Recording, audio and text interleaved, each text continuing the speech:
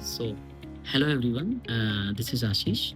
So, if you are a beginner and if you want to purchase a guitar, तो ये videos आपके लिए है। जब भी हम गिटार परचेस करने जा रहे हैं, तो हमें ये ध्यान रखना है कि उसका साइज़ क्या है। हमें अपने साइज़ के अकॉर्डिंग ही गिटार को परचेस करना है, जिसमें हम कंफर्ट फील कर रहे हैं। हमारा जो राइट हैंड है, वो प्रॉपर चल पाए, उसको हम प्रॉपर चला पाएँ। तब आपको गिटार परचेस करना है उस साइज़ में। जैसे अगर कोई बच्चा 7 टू 8 एज है, तो उसको 34 इंच का गिटार अपन को परचेस करना है। तो बहुत सारे जो गिटार के साइज़ हैं, वो बहुत सारे साइज़ में आते हैं guitar. 34 inch, 36 inch, 38, 40 inch and normal जो गिटार का अगर हम साइज़ देखें तो 40 इंच का होता है। लेकिन आपको ये देखना है कि आपके अकॉर्डिंग आप किस में कंफर्ट फील कर रहे हैं, आपके अकॉर्डिंग कौन सा गिटार अच्छा है। जब हम 40 इंच की बात कर रहे हैं, तो मोस्टली जब हम 40 इंच की बात कर रहे हैं, तो उसका साउंड रिच आएगा मोस्टली, है ना? और अगर हम 36 का बात करें, 36 इंच की बात करें, तो एक तो कंपनी के ऊपर डिपेंड करता है। दूसरा 36 इंच में क्योंकि आपके पास साइज़ जो है उसका कम है, तो उतना अच्छा साउंड नहीं आएगा। लेकिन ऐसा नहीं है कि बहुत ज़्यादा बेकार आएगा, आप सीख सकते हैं उससे, है ना? The second thing is that जो बहुत ज़्यादा ज़रूरी है गिटार परचेज़ जब आप कर रहे हैं, तो आपको ध्यान रखना है कि आपकी गिटार के अंदर कम से कम ट्रस्ट रोड ज़रूर हो। क्योंकि अगर एक्शन यहाँ पर अगर एक्शन का मतलब होता है कि गिटार जब हम परचेज़ करते हैं, तो हमें ये देखना है कि हमारा जो फ्रेटबोर्ड है और स्ट्रिंग, उसके बीच की दूरी ज़्यादा तो नहीं है और बहुत कम तो नहीं है। अगर आपके गिटार के अंदर ट्रस रॉड है, तो आप उसको एडजस्ट कर सकते हो, आप एक्शन एडजस्ट कर सकते हो। लेकिन अगर आपके गिटार के अंदर ट्रस रॉड ही नहीं है, तो आप एक्शन कैसे एडजस्ट करोगे ना?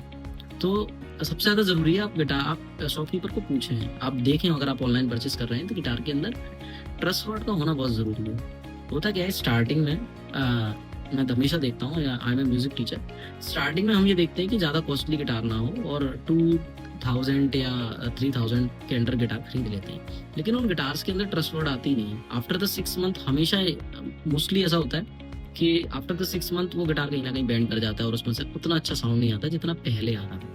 रीज़न क्या है? एक्शन। उसका एक्शन कहीं न कहीं डिस्टर्ब हो गया है। तो शुरुआत में जब भी हम गिटार लेने जाएँ, हम ये देखें कि 7000 कम से कम अगर आप सच में गिटार को 3 इयर्स और 4 इयर्स रखना चाहते हैं अपने पास, तो 7000 आपको कम से कम इतना बजट लगाना ही है गिटार के अंदर। अगर आप उससे कम लगाते हैं, तो ध्यान रहे कि आप 1 ईयर और 2 इयर्स में आप उसको कहीं न कहीं अपडेट करेंगे। अगर आप उससे कम बजट में अगर आप लेना चाहते हैं, तो ट्रस्ट वर्ड का हमेशा ध्यान रखें। दूसरा याद रखें कि आपके गिटार के अंदर कहीं भी क्रैक्स तो नहीं है। देखिए यहाँ पर आप चेक करें उसको कि आपके गिटार के अंदर कहीं क्रैक्स तो नहीं है। इस जगह चेक कर लें, अपने इस जगह पर चेक करें, कहीं ओपन तो नहीं है गिटार कहीं से भी। तो क्रैक्स को अपन को चेक करना है अपन को, है ना? एक्शन को आप चेक करना है, आपको ट्रस्ट रॉड को चेक करना है कि आपकी ट्रस्ट रॉड जो है एकदम प्रॉपर हो। The third thing is that हमें ये देखना है कि गिटार के बहुत सारे पैटर्न्स आते हैं। एक्चुअली मैं आपको मेंशन करूंगा। तो गिटार में बहुत सारे पैटर्न है। ड्रेड नोट अभी ये नॉर्मल गिटार है। अभी अगर मैं यहाँ पर लीडिंग्स प्ले कर रहा हूँ, तो मुझे प्रॉब्लम आएगा। लेकिन अगर कट अवे है, मतलब कट होता है यहाँ पर, उसमें अगर कट है गिटार के अंदर, तो मैं आसानी से लीडिंग प्ले कर पाऊंगा। ऐसा नहीं है, वैसे मोस्टली यहाँ पर बहुत ही कम जो है ना, स्टार्टिंग में उनको ज़रूरत पड़ती है लीडिंग्स प्ले करने की इस जगह पर, क्योंकि हायर फ्रिक्वेंसीज है। बट अगर यहाँ पर कट होगा, तो आप आसानी से यहाँ पर भी लीडिंग्स प्ले कर पाएंगे, है ना? अपनी हायर फ्रिक्वेंसीज भी आपकी कवर हो जाएंगी। तो आप ये भी ध्यान रख सकते हैं कि किस तरह का आप बिल्कुल गिटार परचेस करना है। वैसे मोस्टली जो है, अगर हम यहाँ पर कट होता है तो बेस्ट रहता है। आप अपने अकॉर्डिंग देख सकते हैं कि आपके अकॉर्डिंग कौन सा गिटार आपको अच्छा लग रहा है। लेकिन इन चीज़ों का ध्यान रखें आप। तो गिटार भी बहुत तरह के आते हैं, जैसे सेमी अकोस्टिक है, अकोस्टिक गिटार है, इलेक्ट्रिक गिटार है। अकोस्टिक गिटार के अंदर केबल्स नहीं होती। अकोस्टिक गिटार नॉर्मल होता है, उसके अंदर कोई भी केबल्स नहीं लगाते, तो आप उसको कनेक्ट नहीं कर सकते डायरेक्ट ना अपने एम्पलीफायर से।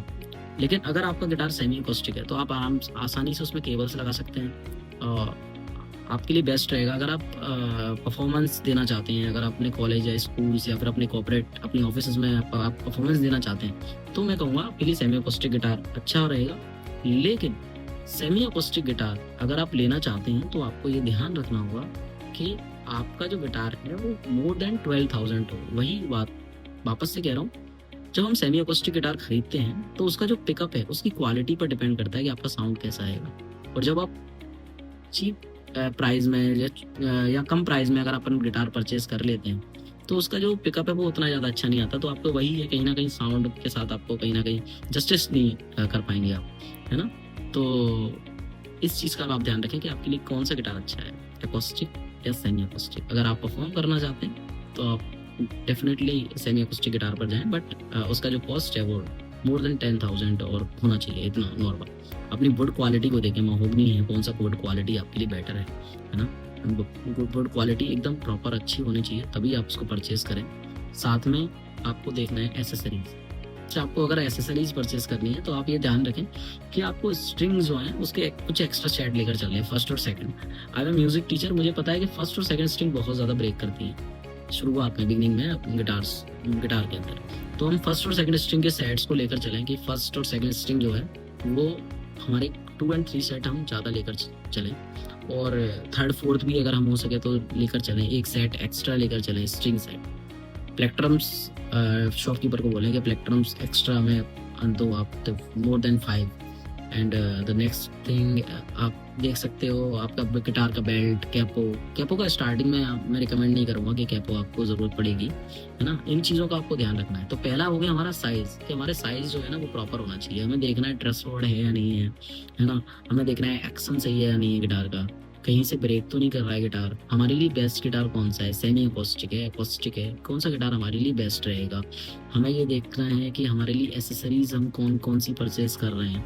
तो इन बातों का याद रखें, बजट का याद रखें। अगर अपने बजट में ही आप गिटार परचेज़ करेंगे, तो मैं तो रिकमेंड करूँगा कि 7,000 से अपर आप गिटार परचेज़ करें, अगर आपको 2 एंड 3 इयर्स लॉन्ग लेकर जाना है उसको। और अगर आपके पास अभी बजट कम है, तो ऐसा ना करें कि बजट बढ़ाने के चक्कर में आपको खुद को डिले कर रहे हैं। आपको क्या करना है, आपको जो भी बजट है आपका उसमें आप परचेज़ करें, बस ये देख लें कि ट्रस्टवर्ड है या नहीं है ना? और अपनी लर्निंग स्टार्ट करें।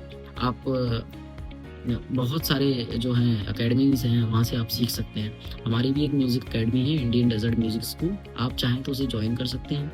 ऑफ़लाइन एंड ऑनलाइन दोनों तरह से कोर्सेज़ अवेलेबल हैं, and we are from Rajasthan, Dholpur. तो जब भी आप गिटार परचेज़ करने जाएँ, तो इन चीज़ों का ज़रूर याद रखें कि ये चीज़ हमारे गिटार के अंदर होनी चाहिए। Thank you so much.